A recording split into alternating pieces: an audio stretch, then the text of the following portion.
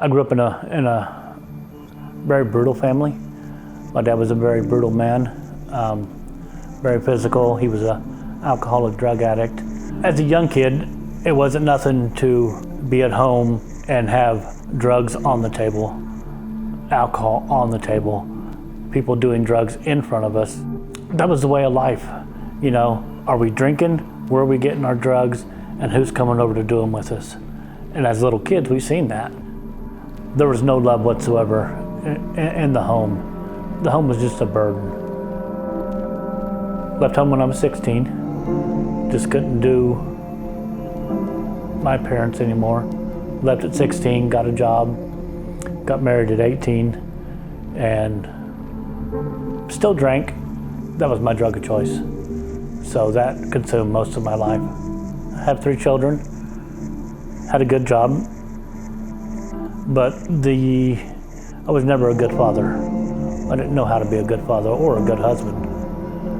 Alcohol, drugs, played a huge role as a child up until my adult life and even into my 40s, you know.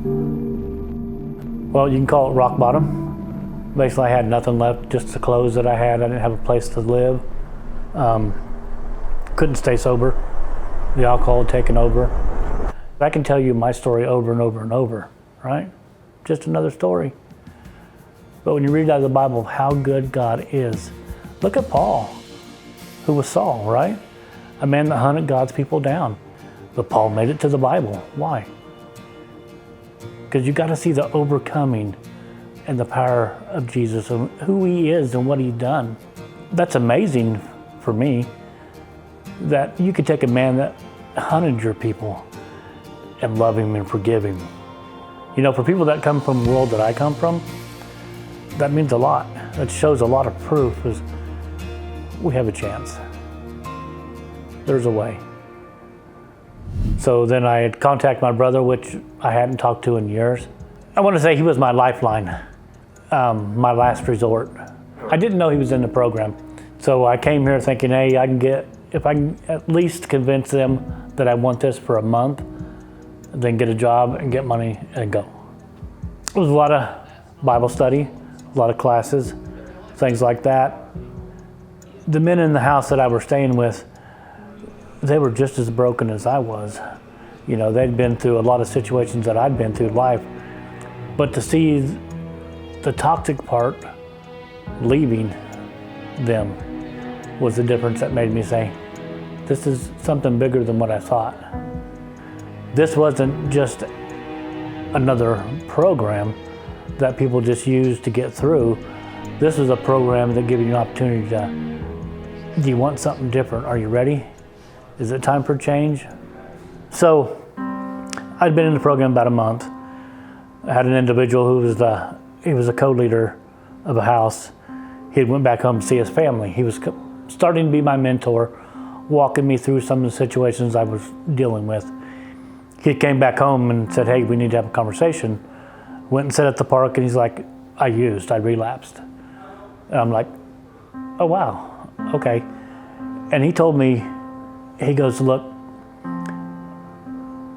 no one will know if I don't say anything, and no one will know if you don't say anything. He goes, but here's the point. We're all accountable to each other, no matter my position or not, co-leader or not, I'm still accountable. He goes, I wanted to tell you first because I know it affects you the most. And to have him in a position kind of like authority, right? He owned what he had done and what he had been through. So that changed it 100% for me. It's like, this has got to be real. A man that can get away with it is choosing not to and choosing to be accountable for what he had done. That showed me that this is much greater than just an average place to be. When I started reading into the Bible, when I started reading like Job and other verses like that and Paul, I started to put the two and two together. It's like, whew, look at one man did great things and got everything taken from him. And look at one man did horrible things and got another chance. He's a redeeming God. You know, chance after chance after chance, he's still a redeeming God.